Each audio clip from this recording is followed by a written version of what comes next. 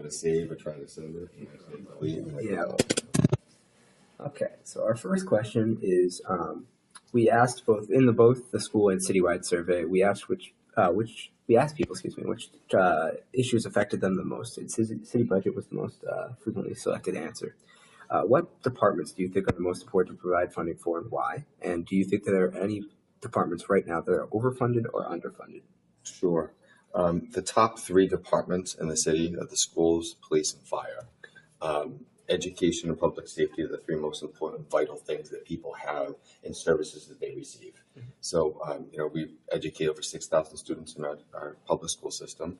And then we have approximately 100 members of both our police and fire departments, which I know that you understand, between fighting crime, the opioid epidemic, domestic violence, and things that happen throughout the entire community. Plus, the fire department does a whole thing on prevention. Inspections of every municipal facility, in addition to the schools and all of our industrial and commercial facilities and multifamily units have to be inspected annually on the prevention side. And then also they are providing over 6,000 calls for service annually because we run our own ambulatory department. Oh, yeah. And we're also permitted through Sturdy Hospital for our regulations for us to be able to provide that ambulatory service to our residents. So in a quick snapshot, those are our three most important departments. But what I also try to tell people is that as a whole, if you look at the city budget as a pie, there are 24 municipal departments, and of that, everybody has a slice of the pie. I just talked to the school committee about this last night and why it's important that every piece, no matter how large or how small, is absolutely vital to what they provide the residents of the city. So trying to get back to your survey is the fact that the city budget is the most important thing that really impacts them. Yeah. Because you're providing services, whether it's the top three major departments that are the most crucial departments. But if you're a veteran or a widow of a veteran for veteran services, that may be your most important issue. Or if your issue is public health, it would be the health department. Or if it's park and recreational facilities, or the library. If you're an older adult, it could be senior services through the Council on Aging. So everybody has something to provide. And to be very honest with you, because of the constraints of Proposition 2.5, I'm not sure if you know what that is. That's we can only go up 2.5% total tax levy. Guys, that only gives me $1.6 million. Okay. Everybody's needs of all the pieces of the pie are significantly more than that. So we're always constrained. So we have to be able to prioritize what are the most important things to us and to be able to do the best with the little resources that we have. But I think that overall, Attleboro does a fantastic job compared to other municipalities for the size of what we've got to work with. Does that make sense? Yeah. Definitely. And if I talk about something that gets a little, hey, I'm not familiar, will you please stop me and then I can kind of get into it because I think it'll help you maybe better understand the issue. Of course. So the next question is, most people are aware that there's an opioid epidemic, as you mentioned before. And in the school-wide survey, approximately 40% of the students selected drug abuse as a major issue that affects them. So what have you been doing to mitigate the problem of drugs in Attleboro, especially the schools? Yeah, so what we have the DARE program, which is something that other communities no longer provide, which is something that's really important because we're finding that we need to reach students younger and younger now. So we have a full-time officer who focuses just on that in our school system, which is really important for the three middle schools, and also serves as the school resource officer, which is Officer Maskell, which I'm sure you've seen her over at Attleboro High School. That communication and liaison, not just with the school officials, but with you guys who are in school, is absolutely important because the relationship between the police and the community and the police is crucial to what we do. In addition to that, we're very different. Attleboro formed its own problem-oriented policing unit. It's called POP, P-O-P. It was something that was brought as part of our departmental discussion that we have. Chief Hegney, who's our police chief, had brought the idea, say, listen, this is an issue that we constantly are running into. And if we're trying to get to, just hiring more people isn't the answer. How do we get to the root cause and try to eliminate the root cause to eliminate the repeat calls for service so we then can better use our real resources on a daily basis to be able to focus on crime and some other things throughout the entire community. And what the POP unit does, they actually work in conjunction with the fire department. So every single call for an opioid-related issue, that person gets brought to the hospital. That person gets a direct follow-up with a member of the POP unit to their house. not the same day, of course, but once they're released and they go home. And also the POP unit has to work with the families because the families are dealing just as much with the epidemic as the actual addict themselves. And they're committed 24 hours a day, 7 days a week to do whatever they need to do in order to get that person help once the person has said, I need treatment. I do want to receive your help for treatment. So whether they get together and they're just going for a ride to talk, or whether that person, that POP unit officer, will do whatever he or she has to do in order to find that person a medical bed.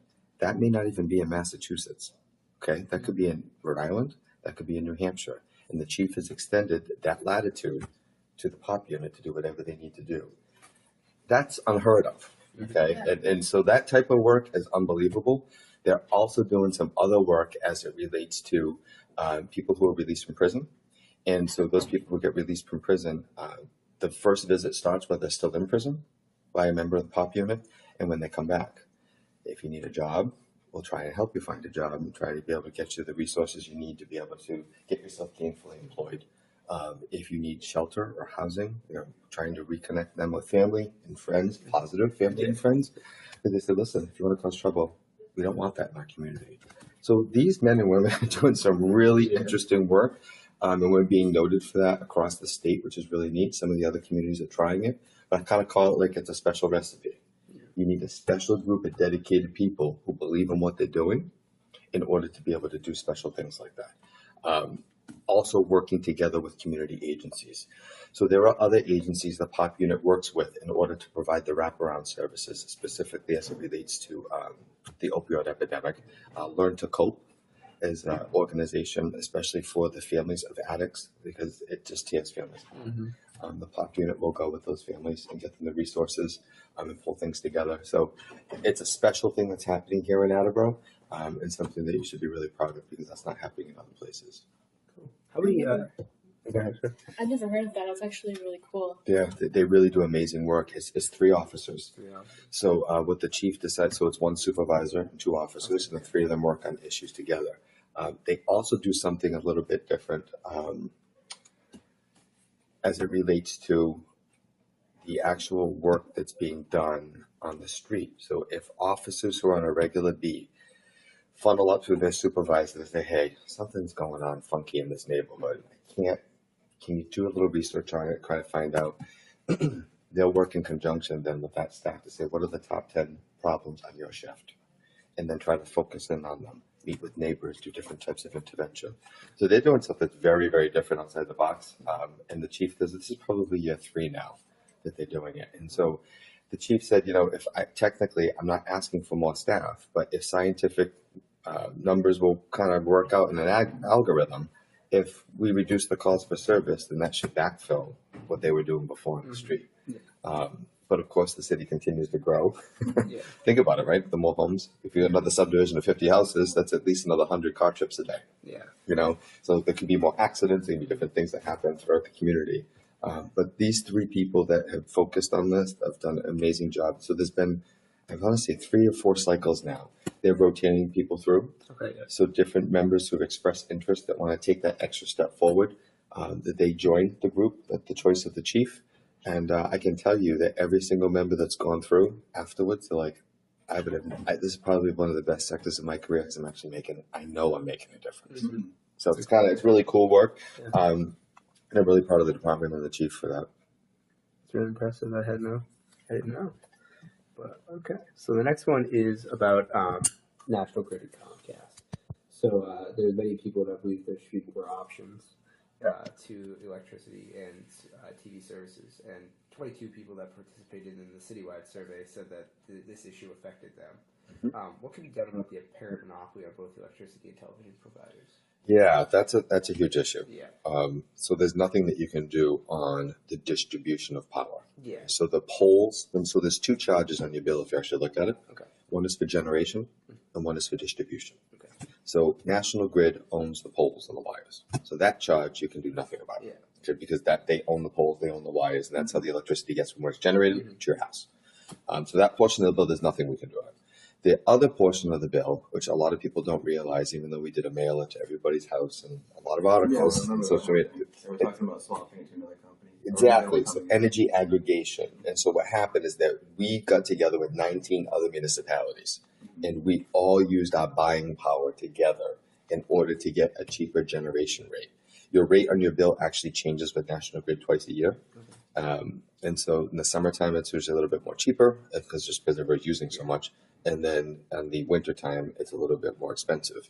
This is a flat rate that we negotiated for the whole year. And so that's coming up for expiration in December, and we're going to be entering into a new one again with all the municipalities coming together to purchase the power again for a solid rate. So that's what's within our control. Yeah. So that's the most we could ever do. Okay. And some people have suggested, well, what about North Attleboro? Like North Attleboro has its own electric company. Yeah. Well, Attleboro back in the day used to have its own electric company. I want to say probably back in the 50s and 60s. And at that point, it decided to sell. So the municipality back then sold off all of its assets, and it was purchased by National Grid. Okay, so we could never go through and buy out National Grid again. It's one of those things that started back when electricity was first formed, and first generated. Municipalities through the state built out their whole plants. So the city back then used to own the lines and everything, just like North Attleboro does, but they sold it off. So that's not something that we would ever be in the business of being able to do again. So there's nothing we can do about that.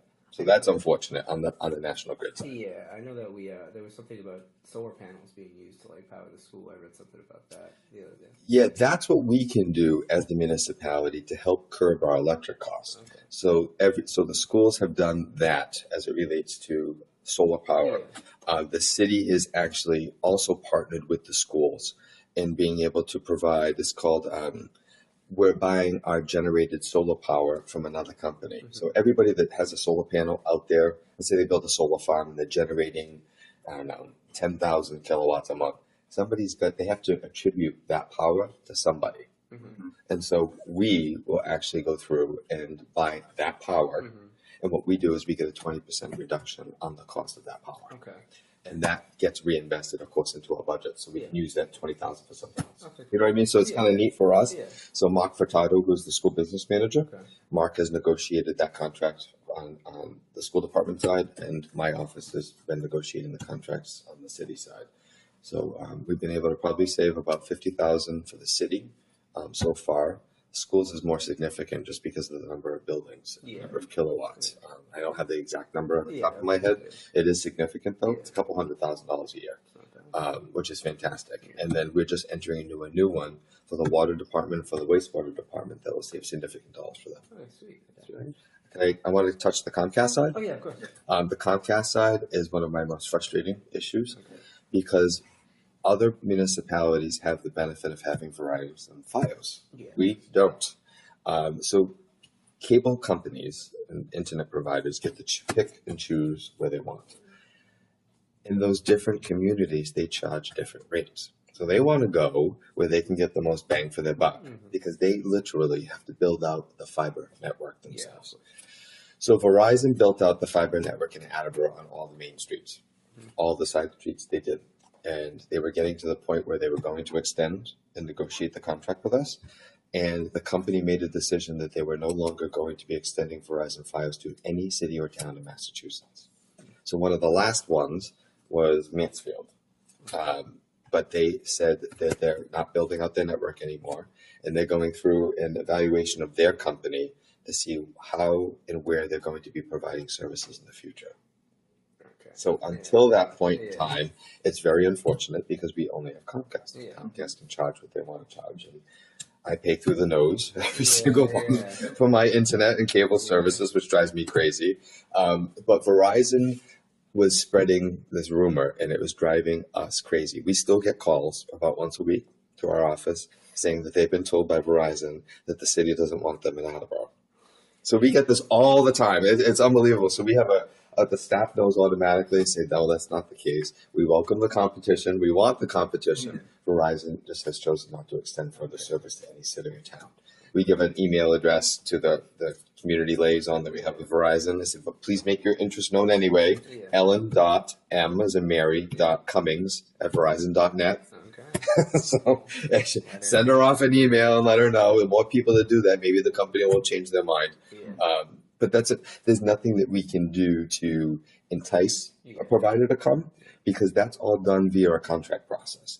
And there's also, so we have a contract with Comcast. It's on a 10-year cycle for them to provide service in Attleboro. We will provide that same contract to anybody else who's willing to come in.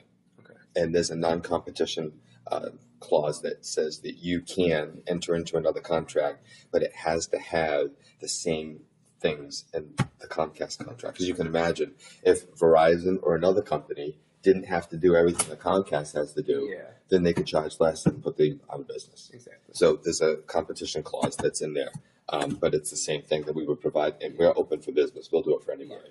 So, and that's very important for people to know. Yeah. So although this wasn't a preset answer, many people wrote parking as an issue that affected them. Citizens believe there isn't enough parking near schools, especially elementary schools, and others stated that there was no free parking near the Riverside Park. So what could you do to improve parking convenience in either of these instances? Parking is always an issue. I don't care where you are, how big or how small a city. Riverfront Park, the new park, you're talking about the one that's like next the Balfour to the Riverwalk? stadium. Oh, the one that, but that's 3-hour parking, and it's all along the entire park.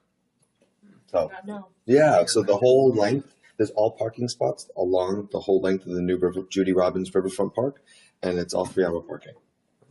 All right. We'll put that on We put that on time limited parking because if we didn't, of course, all the train people would they park there all day. And the other thing that's also important to recognize is what's going to be the future development on the left-hand side of the road. So you have the park with the river on this side, the new street, Riverfront Drive. Everything to the left of that, that's all going to be new development all the way down to the Olive Street Bridge. Mm-hmm. So building 2 and 3 start in the spring. There'll be another 226 units of housing on the corner across from the first building, right in front of the bus loop. 2 buildings, 226 units of housing and commercial on the first floor. And the same type of thing will happen all the way down the rest of the development path. It'll take 5 to 10 years to do the full build out with a parking garage for the commuters. But that's a whole new urban village that's going to help offshoot the developments and the things we're doing in the downtown too. As part of the other things with parking is really difficult and just to move people. When we built these schools in the 70s, well, the 60s, 70s, and beyond, it wasn't imagined that everyone was going to be driving their kids to school, right? So you see what happens in the morning. I mean, good Lord. Rathbone Willard Drive and Capron Park and Bushy Street, it's like, holy crap. And you see in the morning, the traffic is just unbelievable. We couldn't create enough parking on our school properties to handle that amount of traffic. But what we do suggest is that people carpool. If you can carpool, for those kids who take the bus, they take the bus. But for anyone else, if people are walking, if you can carpool and try to reduce the number of trips on the road, it helps everybody. Yeah. You know what I mean? Because that way, if you're looking, it's good for the environment. It's good for traffic in the morning. Instead of 4 neighbors getting together with 4 separate trips to the elementary school, if everybody just piled in, let's go. You know, you save on gas, emissions, and you save on traffic. What we can look at, one of them in specifics that we're working on with now, we made some interim improvements over at Willett Elementary School because it was a cluster every single morning between the buses and the pickup and the drop-off. We did another iteration right now. We're actually trying something right now to be able to try to help out with that. But we're also trying to look at traffic patterns to try to get people in and out more quickly. As part of the new high school project, what we're going to be working on, we're going to be reconnecting Rathbone Willard Drive with the other side of Rathbone Willard Drive. If you may recall, the Studley side and the Brennan side, that's Rathbone Willard Drive too. That used to connect over to the high school side. Okay, so as part of the high school project, we are going to do a roundabout at Rome Boulevard, kind of like where the sidewalk cuts through the soccer field to get over to Brennan.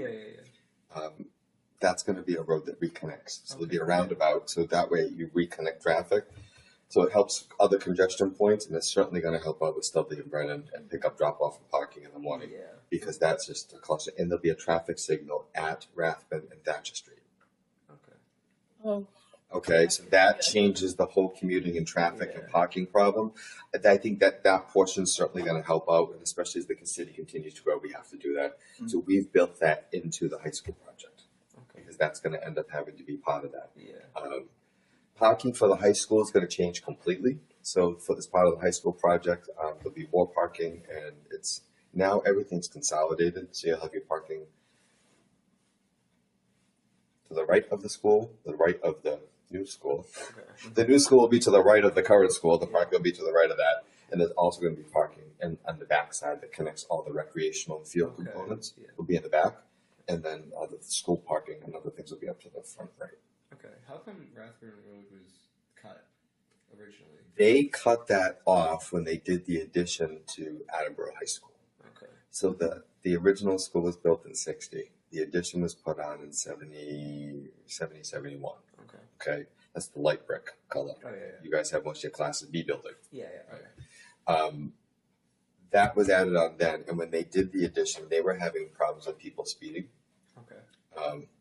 That was one issue that they had, and you can actually see where the old road was. If you watch the telephone poles that go across the field, Okay. that was the edge of the perimeter of the Oh, roadway. okay. So, and the utilities are still underneath it. The drainage, the water, the sewer, the gas Oh, is it's still still under under there. there. Okay. As part of that, they also had some type of law that was initiated where it had to do with the fact that if there's a field within so much of a radius, that you shouldn't have a road crossing it. Okay. So I think it was the two things together Okay. that made that choice. But now's the perfect time when we're going to be redoing everything.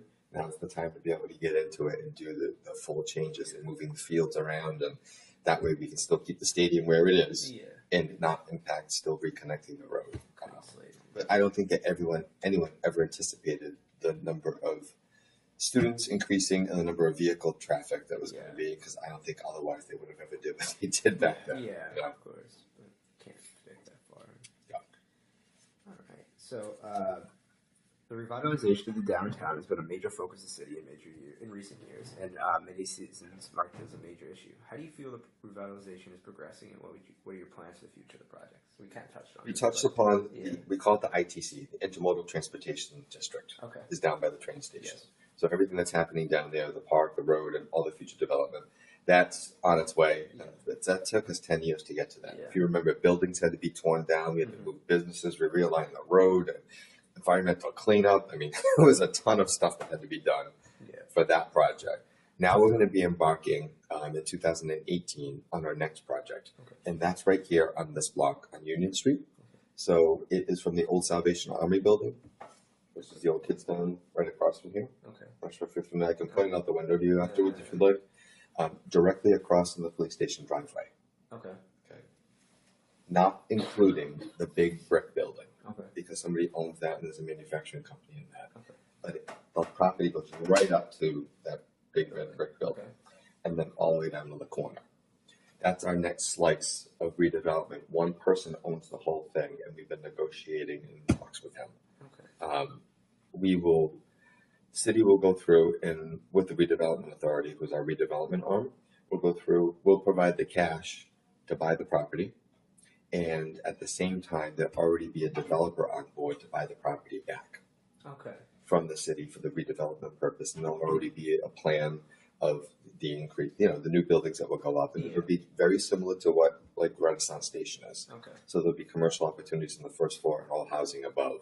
And what that does for us is it actually creates additional revenue. So we're not getting much in real estate taxes from what's there now. Yeah. But when you build a brand new building, you're going to get 10 times the amount of real estate taxes. So we're investing in ourselves Yeah. to create more money in real estate taxes and new tax growth that comes in to help go to all 24 departments to do what we do every day. So that's part of our next urban reinvestment. And that's an eyesore. So it comes right up to the old Chinese restaurant in the corner, Yeah. which is an eyesore. Yeah. Old cab company around the corner. Yeah. It does not touch Scorpio's, Park Street Ale House and Yeah. Sangria's. That because we Okay. redid that building. Yeah. Yeah. It goes up to that Up building to that point. and Okay. then around the corner and down. Down. Okay. And that's half the block. But yeah, there's a lot of stuff, and we're working with other private people who may be interested in buying some other larger buildings in the downtown to redo them for housing opportunities. Okay. So that's going to continue to change, but urban renewal is tough. Yeah. It's not easy. Believe me, it's mind blowing. Yeah. Plus, it's not just me. And I think a lot of people have to understand I have to get the buy-in from a lot of people. Yeah. I have to get the buy-in from the state. I have to get the buy-in from 11 members on the city council to agree with what we're doing and in order to provide the resources for me to do it.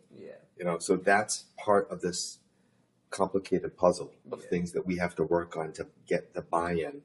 And I know people want to see things more quickly. We try to get things done as quickly as we can, but that's the process of government, and that's the check and balance of the system to make sure that things are being done. And we're doing it without wasting taxpayers' dollars. So we're going out to significant money in grants, and when we do have money and we have cash set aside in a special fund, we can use that special cash to reinvest in ourselves and then take the money back and put it back into reserve. So we try to be really financially stable when we do stuff like that. Road conditions and traffic issues made up a large portion of both the school and citywide surveys. So how could we address poor conditions like potholes and mitigate large traffic jams and the congestions that occur every school morning near the Shell station? We've already touched on that, but about the potholes. One of the things I ask people to use is two things that's really important, and I love using technology anytime we can. City has C-Click Fix. I'm not sure if you ever heard of it. Awesome. Download the app to your phone. C-Click Fix. You can report any issue to us that's an issue on there. Potholes is one of them. We get notified, and when we acknowledge it, you'll get something back that says we acknowledge your request. Okay. And then we get out there as soon as we can to be able to fix the issue. Graffiti, potholes, rubbish, you name it, traffic signal problems, and it's a way that we can directly communicate with you, and then you know that when we've done it, we go back in the system and you get a notification that it's been fixed. I think I actually saw something about that. It's awesome. Yeah, It's so cool. It makes it so easy for us. I absolutely love it. I use it all the time. I have it right here on my phone. And the cool thing is that if you're in another city or town, and this is really awesome. Like, for example, I was in Boston last week and I had a traffic signal issue. I'm like, oh, that's not working right. So I clicked on it. And when I clicked on it, it came up and it automatically changed from Attleboro to Boston. Oh, wow. Okay, cool. Oh, that's awesome. And so then if I want to click it, right? So I go here, I click it. I'm going to use current location instead, right? There you go. Now I'm in Attleboro. That's cool. Isn't that awesome? Yeah. That's So awesome. honestly, sign up and then just try it. So put your information in, and then once you're registered in, and then you can say what you can look at neighboring issues, my profile, report an issue, and then you can take a picture of it with your phone and show us where it is, and it pinpoints you like it's pinpointing me at City Hall right now. There you go. It's really cool. So that is an awesome app, and I urge everybody to use that. It makes a hell of a difference, and I love it. I absolutely love it. And so that has helped with a number of different types of issues, which is fantastic. So that's one way. The other way too, we have worked on trying to get down our response times as much as we can to issues. So whether someone's calling here, whether they're using the app, we're trying to be able to get to them as soon as we can.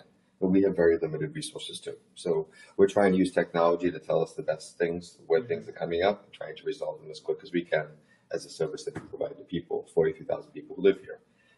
As it relates to conditions, we just completed a road management pavement survey that evaluated every single street in the city and ranked it in its ranking system.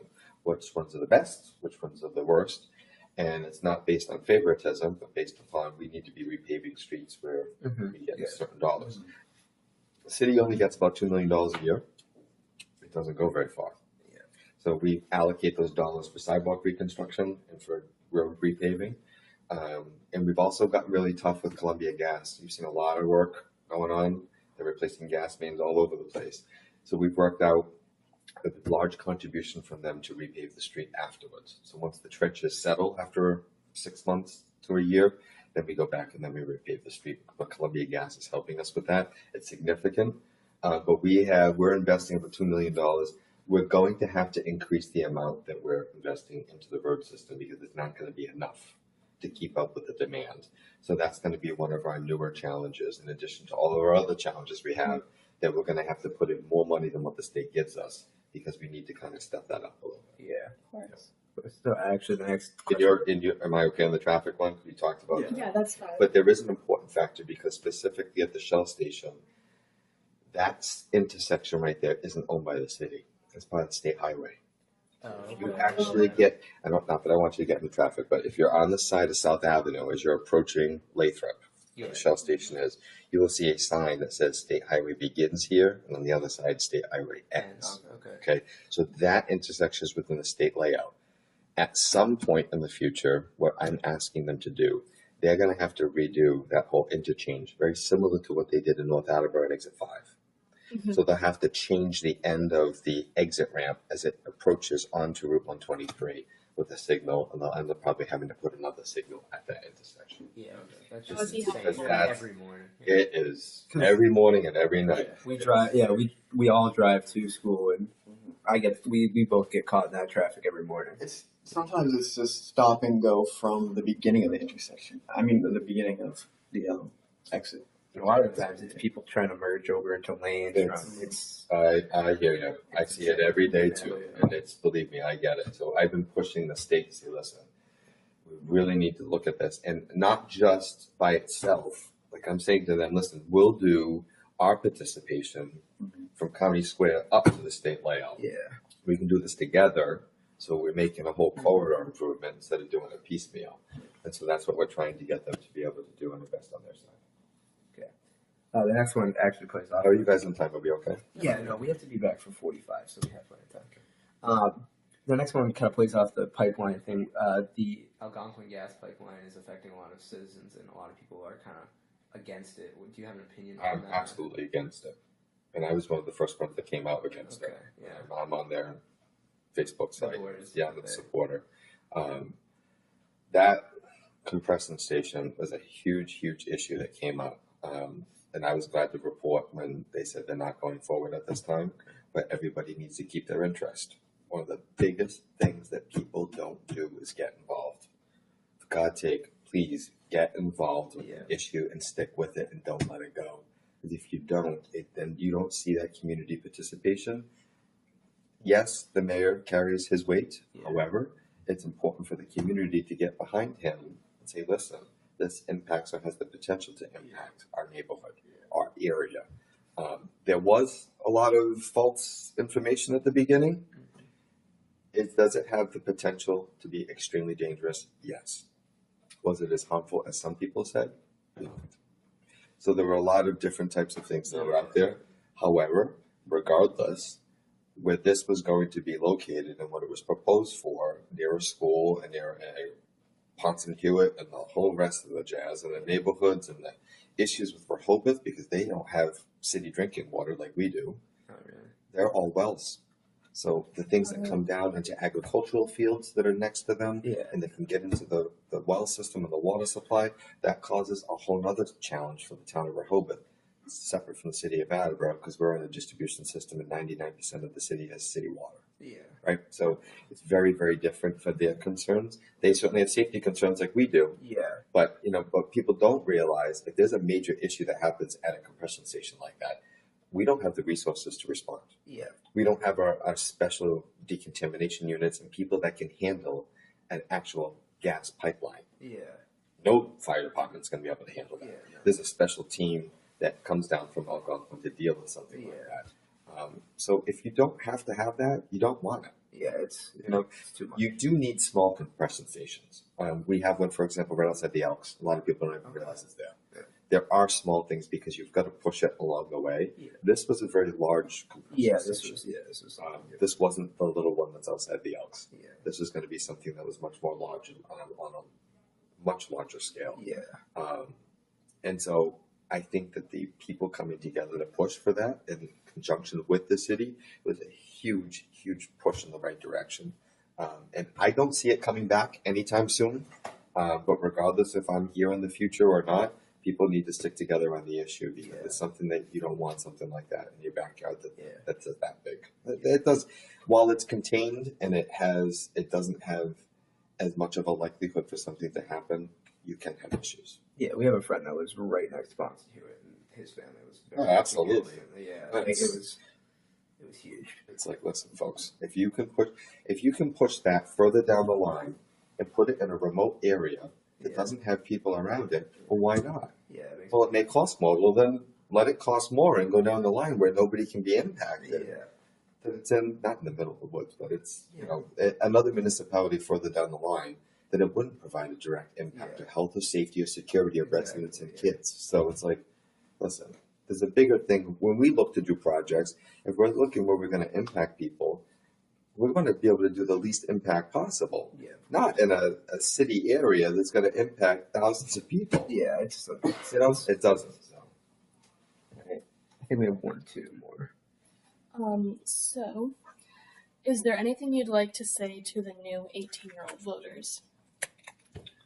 Yeah, new 18-year-old voters and new residents of the city. Okay, because people don't realize how wonderful Attleboro is compared to other people. So I urge young voters to get out. Sometimes we live in a little bubble. It's important to travel to other places. It's also important to see and understand how your government works and understand what value you get here. The city of Attleboro provides fantastic services for the lowest price, and that's something that we're very proud to have. And we provide more services than other places have. So, for example, you'll pay more in real estate taxes in Rehoboth and you receive half the services. They have a volunteer fire department. They don't have city pickup of rubbish and recycling. They don't have the type of coverage that we have for our school systems and public safety and park and recreational facilities. They really don't have anything. So always something to be mindful of, but to also become educated about your city. We just find that people aren't connected, and I think that people need to be connected in online media and of course in print, but to be able to watch the news. Get plugged into, we provide the funding through Comcast for AACS. It's absolutely fantastic. The best community programming that you have out there, and it's all online too, so you can stream it. You can be able to be connected. You need people to be plugged in. What's going on around you? Know what's going on in your neighborhood. Be plugged in. Because Attleboro's a special place because other cities in town aren't doing the things that we do here. So it's important for people to be aware of what's going on. Do your research and find out about the issues that are going on and where your candidates stand on issues, because it's really important because the things that we're doing and we're working on are really good things here in Attleboro. We're talking about the POP unit, we're talking about plans and expansion. We didn't get to this today, but water infrastructure. Our distribution system is from the 1800s, and our water rights date back until the early 1800s. And we're working on distribution system improvements across the city. We're doing long-term investment into downtown revitalization. We're doing investment into public parks and recreational facilities. We're approaching the largest building construction project in the city's history with the high school project. There's amazing stuff going on. But if you're not plugged in, you don't know what's going on. Just kind of get up, do your thing every day, come home. If everything's fine in your bubble, it doesn't really pique you. But when you step out of it, kind of figure out what's going on and compare to what you've got around you, be very, very happy because Attleboro really is a special place and you've got dedicated staff that's doing some really cool stuff. I think the last question relates to, I believe is there anything else you'd like to address as a whole? Gosh, I'm full of it. Trying to think. Wow, I didn't anticipate that one. I should have. You could touch on the water infrastructure if you want, because we didn't touch on that. Yeah, the water infrastructure, it's just amazing. We don't operate off of a well system. There's two types of water systems that you'll have. You'll have a well system, which pumps from the ground, or you'll have a surface water. So, for example, North Attleboro is on a well system. Attleboro's on surface water. We have extensive water rights that go into many municipalities. It actually starts up in Foxborough, believe it or not. Route 1 heading up towards the stadium, past Luciano's, as you're heading up towards Gillette. On the left-hand side is Crocker's Pond. Okay. So we have two basins that we draw from. That starts at Crocker's Pond and makes it under Route 1, goes into Mansfield, actually, into Lake Miramichi, large body of water. We own the dam and spillway there. It then goes down into Lakes Pond and then to Wading River. And we divert the water into these large filter beds. Filter bed project, they hadn't been redone in probably 30 years. That was a $4 million project that we had to do. And we actually pump from that station into a small treatment facility that we own in West Mansfield. Okay. We pump and treat 2 million, on average 2.1 million gallons a day from that facility through the pipes in West Mansfield, down into North Attleboro, down Bungie Road by the fish hatchery, out to 152, Kelly Boulevard, take a left, and it connects into North Main Street. Okay, so 2.1 million gallons a day is coming in via that way and down Lindsay Street into the distribution system. And then we can do anywhere from 4 to 6 million gallons a day from South Attleboro at the the water treatment facility that you see from 123. Okay. Okay. That water comes all the way from Hoppin Hill Reservoir in North Attleboro up by Cumberland. It comes from there, and we just did a massive reconstruction a year and a half ago of the dam and spillway at Hoppin Hill Reservoir. Huge project. It was too steep, so if we happened to have an earthquake, everyone downstream could have been taken out in North Attleboro. So we ended up redoing the whole dam and spillway. That's been completed now. We just the final touches just went on to that. That holds 7 million gallons of water. Leaves there, goes under Route 1 by the cinemas, crossing the mall, and then goes down into Luther Reservoir. Luther Reservoir is right off of Post Road and Newport Avenue in North Attleboro and the Attleboro line. And from there, it's a very important dam and spillway there. And there's also an aqueduct. Okay. That's the only way for us to fill Manchester Reservoir by the highway. It's through that aqueduct. It's 2 48-inch lines that go underneath the ground from that pumping station and goes down Todd Drive and then comes out by Rocklawn and then goes up through the woods up to Manchester Reservoir. That's the only way we start filling Manchester Reservoir in the winter in order to fill it. So it's lower now, but by the time winter comes and throughout next spring, we'll be filling that. And we're redoing the Luther Station building and pump station. We also have an aqueduct that takes us directly to the South Attleboro treatment facility underground. And we did that project a few years ago. So in times of drought, we're not losing water into the ground going over the spillway. We take it right directly into the intake building at the plant. So we're doing some major infrastructure projects there. We're also embarking on a new filtration system from the stormwater that goes into Orr's Pond. That's the pond that you see near the South Attleboro Fire Station, right there on the side. Salt content gets very heavy into that pond because of all the salt we use in the wintertime. So we're doing a new filtration system to help treat that before it gets into the pond. But we can do anywhere on an average day. We can do 4 million. If it's a hot summer day, we can do up to 8 million a day. We also finished the Oak Hill tank over the past year. So that is a 5 million gallon tank right above Warmsada up on the hill. They cut a hole in it. They went in and they had to sandblast all inside of it, and they had to reline the whole thing and then seal it back up, put a mixer system in. But that's all things going on behind the scenes. That's what I realized. But we're also getting into now. We just did a project on Elmwood Avenue, which is on the side of Capron Park. That was one of our newer water main cleaning and relining. So we're getting into the streets. We did a distribution system study wide, and they've recommended the next series of water mains to either reline, which you clean and pull a sleeve through, make it nice, almost like new, or those that have too many breaks in them. So they've identified Reed Street, Lindsay Street, Steer Street, Handy Street. Those are 4 off the top of my head. So 4 that need to be cleaned or those 4 have to be replaced. Okay. So over the next couple of years, we'll be putting in the system in place in order to address that. They're millions of dollars of projects, but that's paid for by the water rate that we charge. So we're looking at what debt service is coming off, so we can put new debt service back on in order to accommodate the debt that's required to borrow for those types of large projects. But you don't think about it, but it's in the street, you need to address it, right? People just turn the faucet on, but people need to know that we're actively addressing those issues and also planning for the future distribution system, because you don't think about it, but it's vital. We need it every day. So on that note, we had a drought a couple years ago. On top of that, that's when we were starting the whole process of redoing Hoppin Hill Reservoir, so we had to drain the whole thing. And that really brought to light the future planning efforts. So right now, we're actually in the process of designing and constructing a small little station in South Attleboro that's right on the Pawtucket-Cumberland border that will access the Pawtucket Water Supply Board. So in times of drought, and periodically we will use it and treat it just to keep the system up and running. It's about $1 million project, but it provides the source of water that we will need in times of drought or in a water emergency. So if a major system goes down for some reason, we could fully activate that and get several million gallons a day from that connection. It's something that was talked about forever, and it was just never done.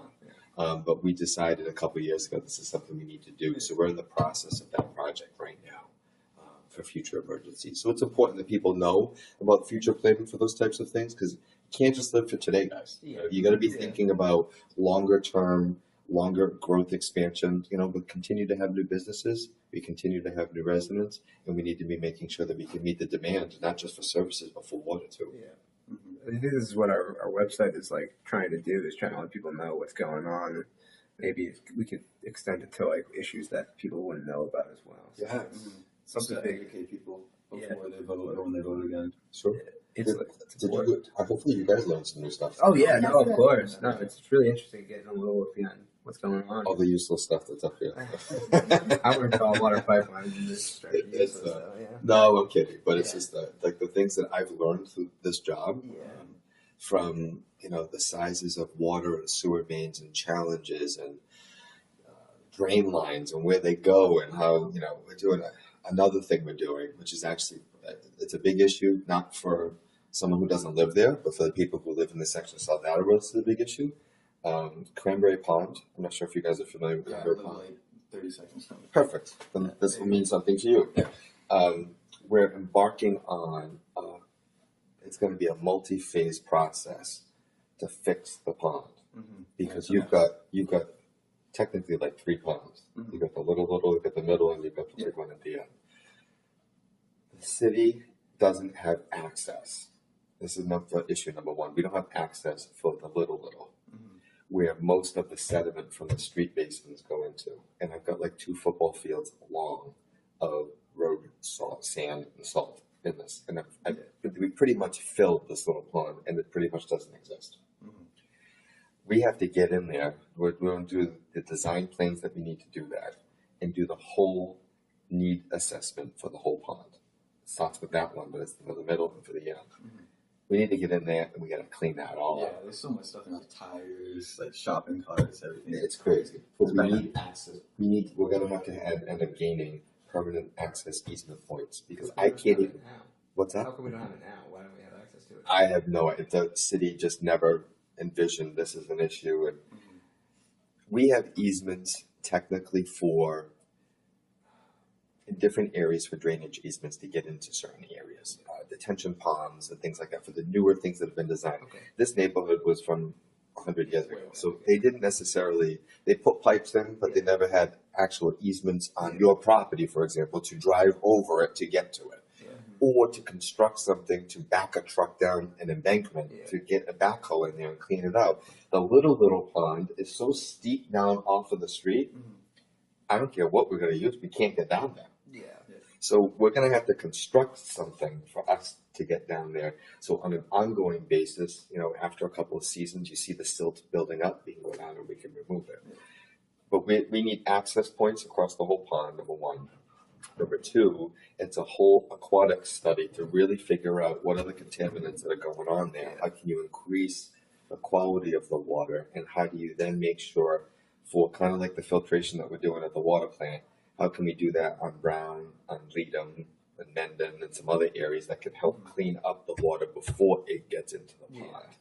And then try to do maybe some little nature walk around the big pond so it gives better public access so we can actually get in there and we can take stuff out and trim stuff back. And it's just something that's never thought of. But the reason why we're doing this now and we're starting this now, I don't want to be on the opposite side in a flood and the streets aren't draining, everything's backing up, and I can't get in there to fix it with my staff.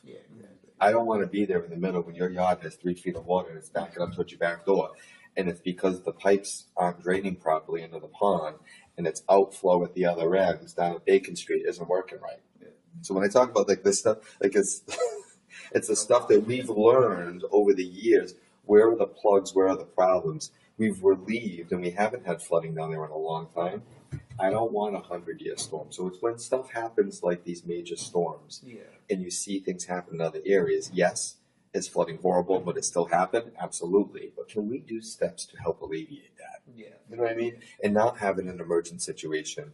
So people just tend not to think about it. It's not an issue, but guess what? It really will be at some point. So what can we do? So that's probably for that much sand to be in that little pond.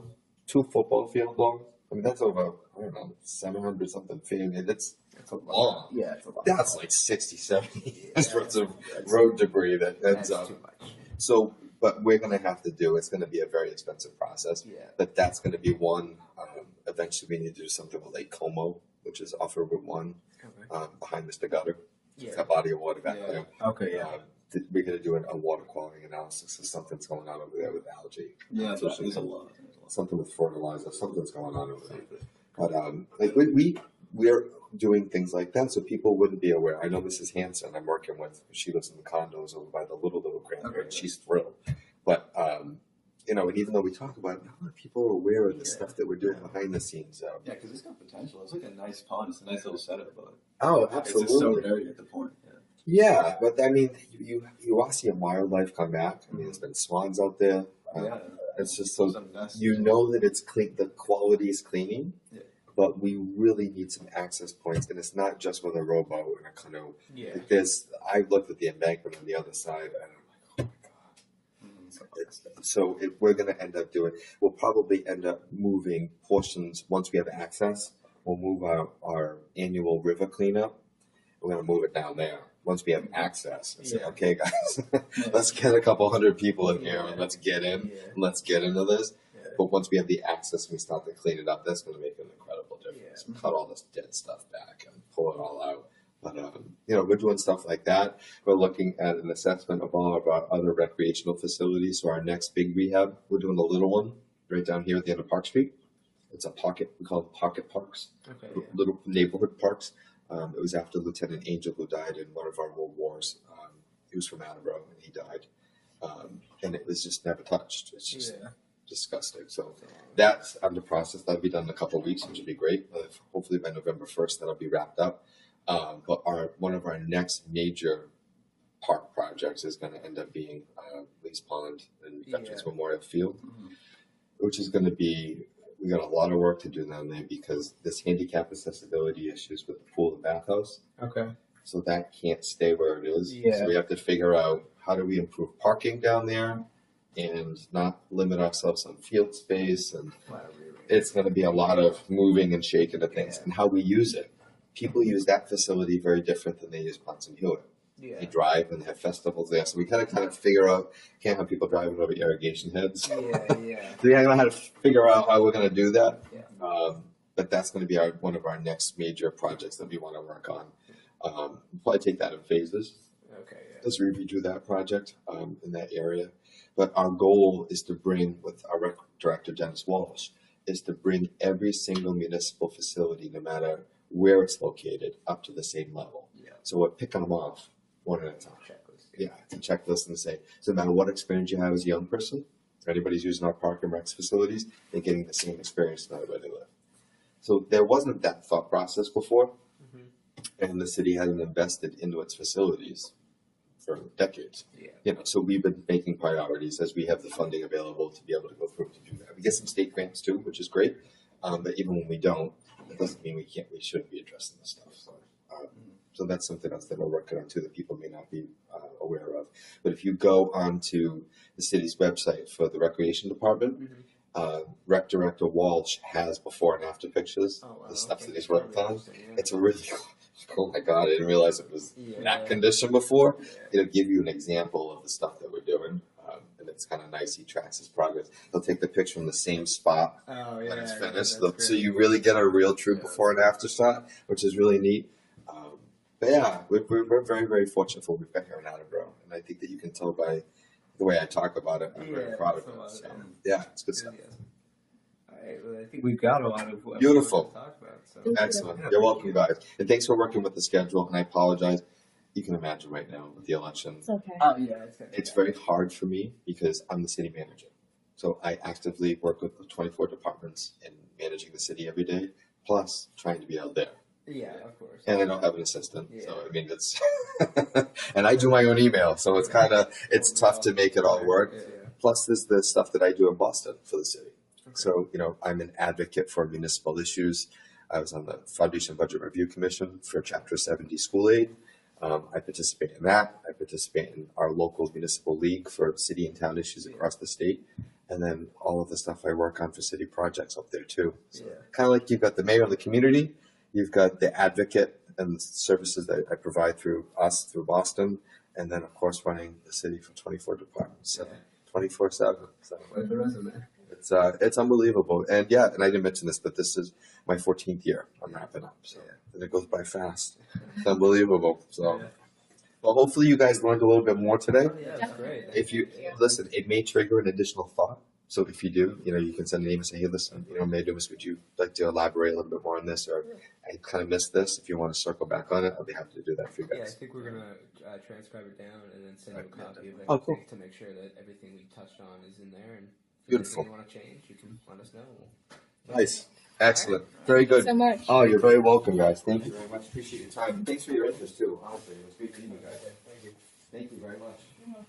Excellent. Thank you guys walking. No, enjoy. Thank you. Have a good one.